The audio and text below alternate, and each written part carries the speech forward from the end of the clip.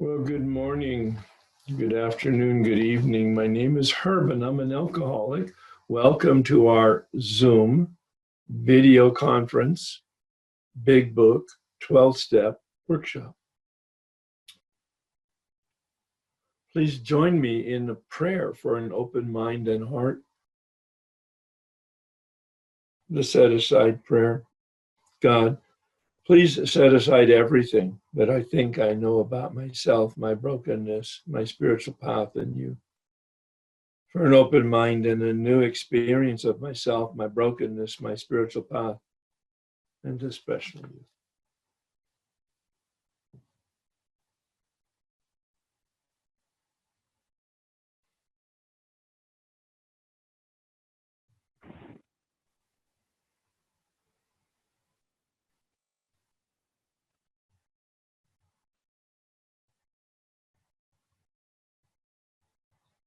Please join me in the serenity prayer. God, grant me the serenity to accept the things I cannot change, courage to change the things I can, and wisdom to know the difference. We're fostering our spiritual lives. Actually, our lives. I don't need the word spiritual. We're fostering our human lives by doing a very human process, by engaging in an organic methodology for transformation. At the simplest level, it's a transformation of consciousness. We started out really based on what Gurdjieff uses as his phrase, a Russian philosopher. Most human beings are asleep, dreaming that they're awake.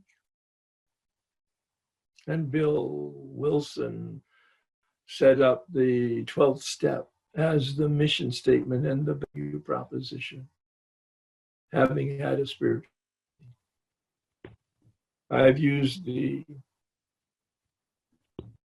metaphor of a rocket launch. Rocket into the fourth dimension, he says in the page 25 in the Big Book. Rocketed into a fourth dimension. It's pretty dramatic. Fourth dimension, the world of spirit, the world of image, the world of invisibility, the world of faith.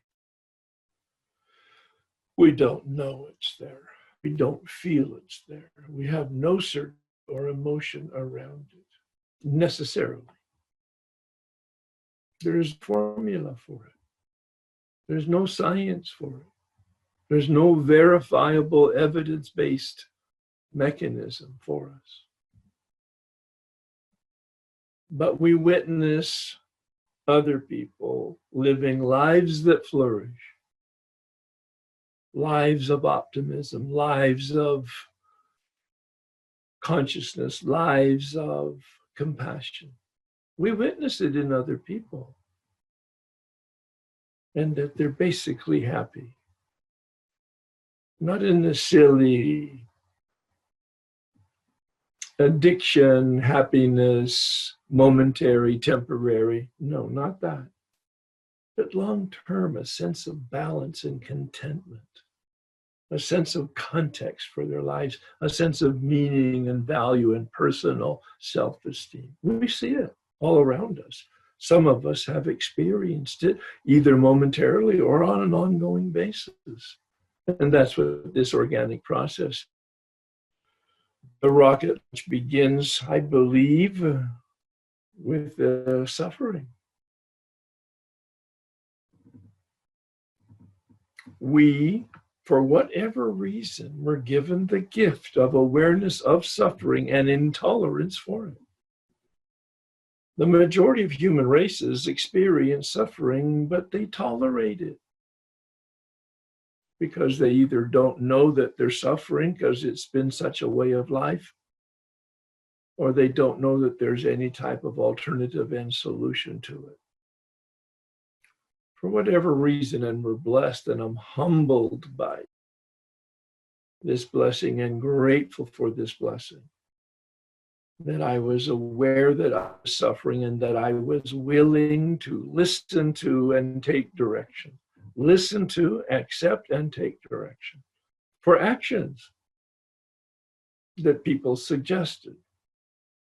I didn't know the correctness of what they were suggesting. I didn't know the effectiveness of what they were suggesting. But for whatever reason, I'm still boggled by that willingness. No resistance at all. Actually, that was a gift in itself. Not even that I was suffering inside of me. I knew I was suffering outside of me. My wife was in the hospital for her alcoholism. That had created a lot of suffering in the family. Then I discovered my own suffering in terms of my own alcohol problem, and then addiction and alcoholism. And after 4 years of recovery in AA, do a meeting every day and a sponsor every day, I finally did the steps. I'm giving a recap because I think it's such an important piece of information that we don't get a sense, like addicts want, that there's any immediate relief or any immediate formula and solution. Everything I have experienced has taken a long time, not weeks, not months, years. I don't mean to discourage anybody, but I do mean to set a sense of appropriate and healthy expectation. The good news is I didn't know that it was going to take so long. The good news is I didn't know what I was doing. I was just doing it. I wasn't resisting. I wasn't conscious of it. I had a progressive experience with powerlessness. It took about 10 years for me to have a full experience with it, only because I was given the information and the direction incrementally over those 10 years in 4 different encounters with a sponsor and then with 3-step guides. That's not going to be your experience if you're on this call for the first time, because I give the process to you as I've experienced it now, integrating all of those instructions and all of that experience. So you have the opportunity of knowing the 3 parts of the first step: body, mind, and will. And then taking the suggestions for actually having an experience with each of those, setting the platform for the decision of faith. God is or God isn't. What is your choice? And the next decision of faith, choosing to turn to have a relationship. Step 3, choosing to turn from my self-will, which has caused my suffering. I saw it in unmanageability, those bedevilments, that spiritual malady, placing myself or wanting to be placed or willing to take actions to place myself in alignment with reality. Step 3. Immediately going into step 4, doing an inventory of the obstacles in me to that alignment. And then talking about it in step 5. This is now the second stage of the rocket launch. The first stage being steps 1 through 3. The second stage being removing obstacles in me to that relationship that I desire with the spirit and the power deep inside of me. Taking a look at another inventory in step 6. Step 4 is an inventory of the exact nature of the obstacles. Step 6 is an inventory of the behavior that comes from it. And step 8 is an inventory of the harms that come from those behaviors. This is a very organic unpacking of our human nature and a transformation of the source of the problems, our self-will. Progressively having our will turned and being turned to be in alignment. Step 7, acknowledging that we're powerless and praying. Just like we had in step 4, we acknowledge the powerlessness of our resentments, the powerlessness of our fears, the powerlessness of our dishonesty. And each time the book suggested that we pray. Step 7, my Creator. That's how it starts. Brilliant. I hope Bill was conscious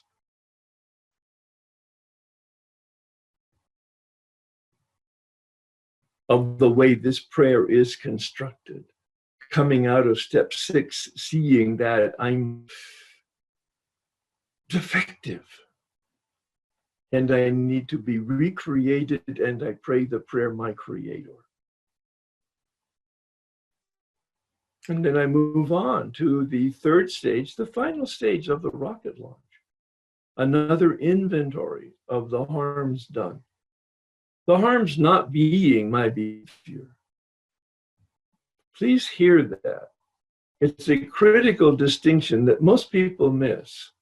When I ask most people, what harm did they commit? They're talking about behavior.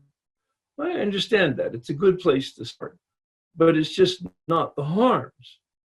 The harms come from the behavior's impact on me or other people. I gossiped, I lost a job.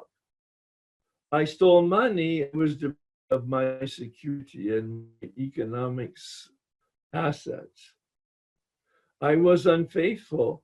I created embarrassment and insecurity and a lot of stress in my family. My behavior is not the harm. The harm is the impact of that behavior on somebody else or institution. Financial, physical, mental, emotional, spiritual. Those are 5 categories that are mentioned in the Big Book and in the 12 and 12. Maybe more. And so I have in the 8th step, using 3x5 cards. That's my recommendation. It's just mechanical, but it really helped me because I put the name of the person harmed, the behavior I did, a specific harm that it caused. And once I finished all of that and reviewed all of that with my step guide, then connecting to the repair, the damage, the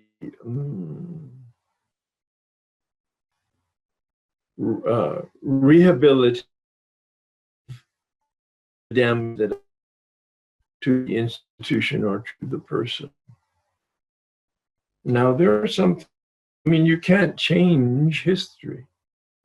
The 9th step requires a lot of imagination, creativity, prayer, and experience direction, as I've mentioned several times.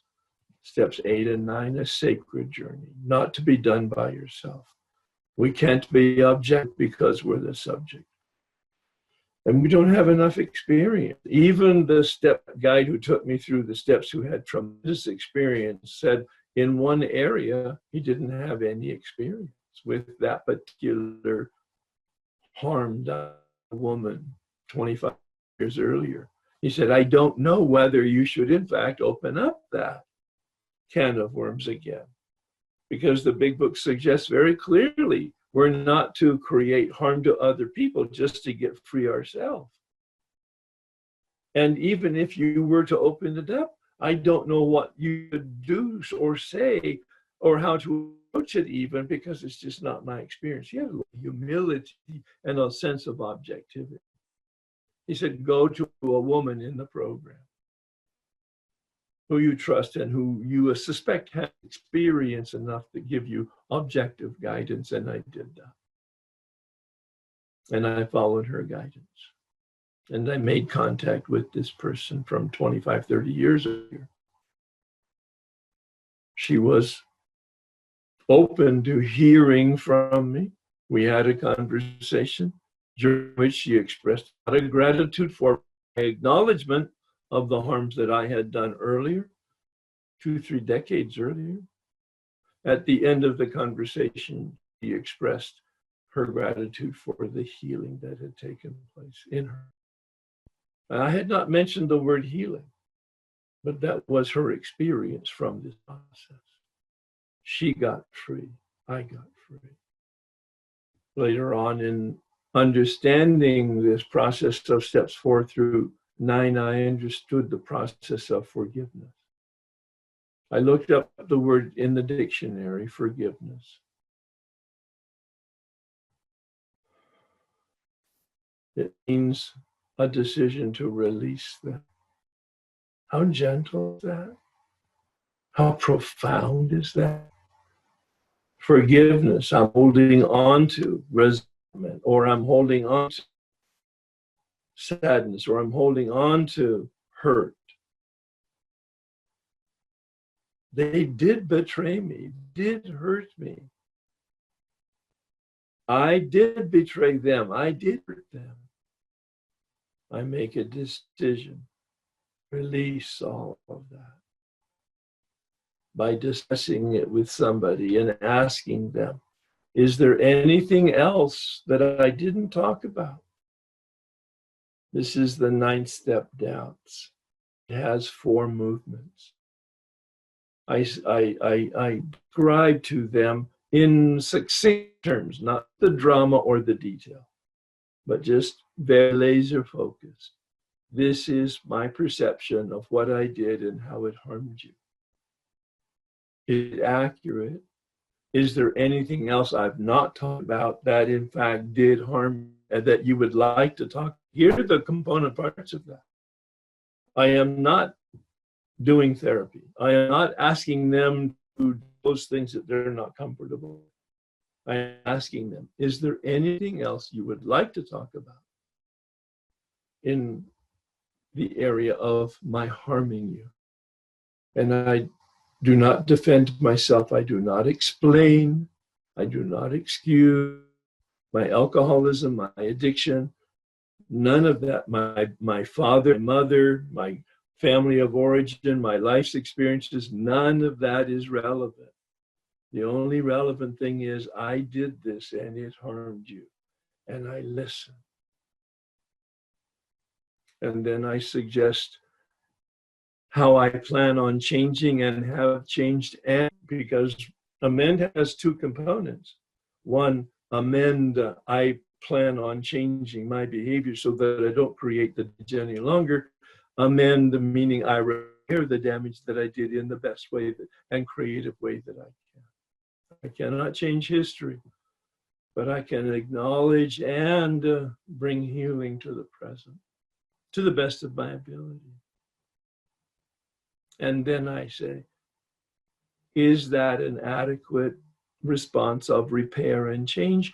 And is there anything else that you would like me to do? That's the 4th movement. First, I acknowledge what I did and the harm I suspect it did. Second, I ask if it's accurate and whether or not they have anything else to talk about. Third, I suggest what my change is and what my repair is. And fourth, I ask them, is there anything else that you want me to do? I don't have to do what they ask me to do, but I'm encouraged to ask. I'm encouraging you to ask it. And then, if it's not reasonable, by a conversation with your sponsor, not just in your own imagination, then you figure out a creative way of handling it. I had a man who had been divorced 25 years, and he made an effort at making contact with his estranged wife, and she wouldn't return his phone calls or his emails.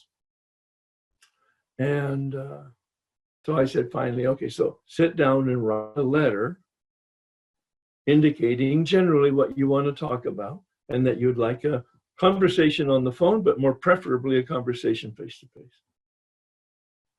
And the first letter he wrote was a draft, and he read it to me. And please do not let anybody send a letter to anybody that you haven't vetted as a sponsor. meaning read or heard.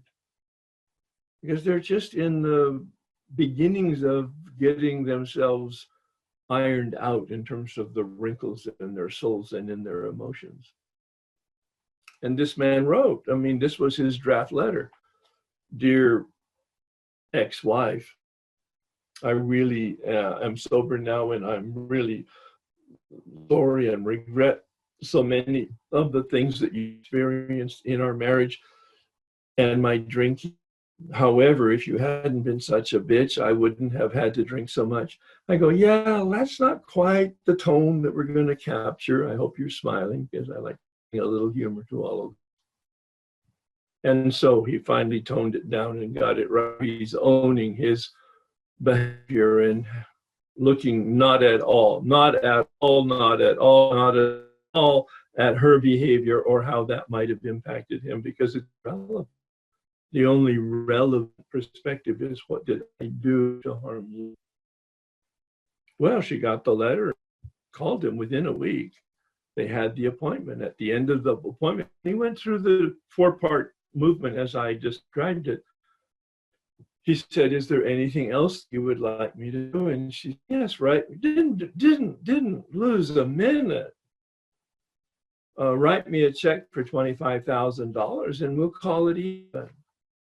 And he had a presence to say, time out.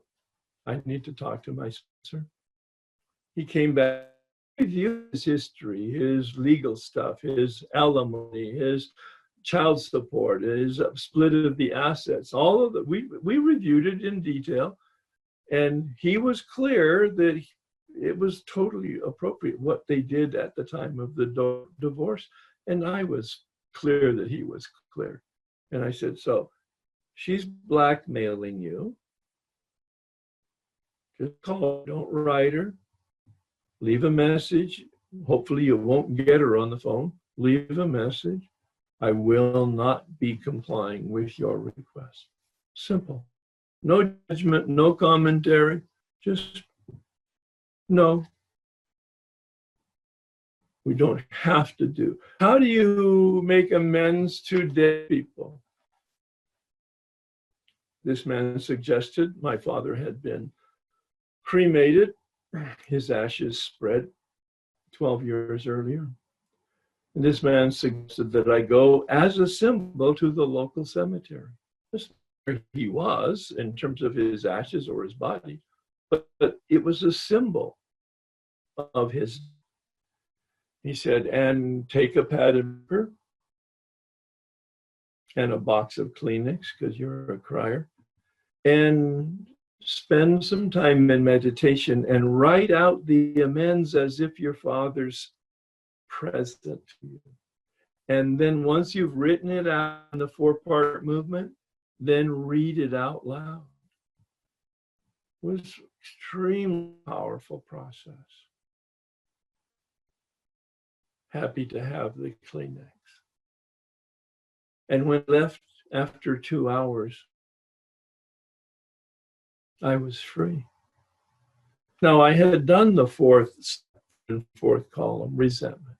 I had done the prayer for the removal of the deep resentments. I had done step 7 specifically. I had done step 8 and got a review with my step guide on the process and the procedure. It wasn't because I was sitting there writing a letter that it all magically happened. And I'm saying it because it's a process and it's organic. It's a process of making a decision to release them. Steps 4 through 9 is the process of forgiveness. If you're interested in more information on that, read Forgive for Good by Fred Luskin. He's a clinical psychologist, PhD doctor. At Stanford University, he did his doctoral thesis on forgiveness and then converted it 30 years ago to a book for us to learn about the dynamics of the forgiveness process from a psychological standpoint. His 6 stages of forgiveness completely conform to our steps 4 through 9. The vocabulary is different, but underneath the dynamic is the same. in the discussion with him in all humility, but you 12-step people, you spiritual people have a real advantage. I said, what's that, Fred? He said, you have God. You have a power other than yourself. It's the X plus factor that really brings a power to this process that I can't bring in the science and in the psychology of the development. How do you make amends to people that you can't find or that you shouldn't? There were people I wanted to see, but once my sponsor step guide began asking me questions about my motives, it was clear I didn't have healthy motives. Old girlfriends, for instance, old affairs, for instance. No. He never told me what to do, either to do or not to do. Never. He always asked questions so that I could come to grips with my motives, my beliefs. What part was ego and what part was spirit? The people that I wanted to see, some of them, I saw that I shouldn't see. The people I didn't want to see, because of the questions I saw, that's just my ego protecting itself. No, I need to go see those people. I need a sounding board to be objective. I cannot be objective because I'm the subject. The people that I cannot see, or I cannot find, or I don't even know their names, I created a prayer practice for. We can make amends for every harm done. Let's get really clear on that. I hear in the meetings, I'll never finish my amends. Ignorant. They're not getting good direction. You can finish your amends. It might take a long time. Dead people, people that you can't see, people that you shouldn't see, people that you can't find. You can make amends. A one-day practice of prayer for healing, a 3-day practice of prayer for healing, a 3-week practice of a prayer for healing, a 3-month practice for a prayer for healing, depending on the nature of the harm done. Don't make it up yourself, because some of us are either real sloppy in terms of cutting ourselves too much slack, or real perfectionist in terms of way too demanding of ourselves. It's the balance, it's the middle road. That's where an experienced person, it might be your sponsor and step guide. And then again, they may be able to help you with 80%, 90%, but you need 10 or 15 or 20% of the material to talk with somebody else who has, maybe an attorney, maybe a psychologist, maybe a psychiatrist, maybe a priest or minister or rabbi, or a different sponsor or a different gender. Go to somebody who has experience with what the specifics are of this particular situation. If it sounds like a lot of work, it is. If it sounds like it's humiliating, it is. Embarrassing, absolutely. That's the point. I wonder what part of deflation of ego sounds like a walk in the park. Remember how Bill phrases it, and I'll end with this. On page 14. Simple, but not easy. A price has to be paid. It means the destruction of self-centeredness. Not gentle. I must turn in all things to the Father of light who presides over us all. That's the turning. That's the turning. That's the turning. To be in alignment with and in the care and protection of the spirit of the universe, underlying the totality of things. Another phrase from the Big Book. At the end of the 9th step, Bill says, we've entered the world of the spirit. So there's a 3-stage rocket launch. The point is to be placed in orbit around the light, capital L. To be placed in orbit around the light. And then we stay in orbit, as I mentioned, right from the beginning of the workshop. with the tools of 10, 11, and 12. We'll continue to talk about step 9 for a while, but we'll also refresh ourselves by looking at step 10. I believe that's assignment number 23. We did dive into it at the beginning of the workshop, and we'll do a deep dive and reconnoiter step 10 beginning next week. We'll continue with the 9th step, actually getting more experiential with specific amends, yours and mine, so that people can ask questions and share experiences. And thank you for your diligence and your vulnerability. Please join me in the serenity prayer. God, grant me the serenity to accept the things I cannot change, courage to change the things I can, and wisdom to know the difference. Have a great week. Bye-bye. Stay safe.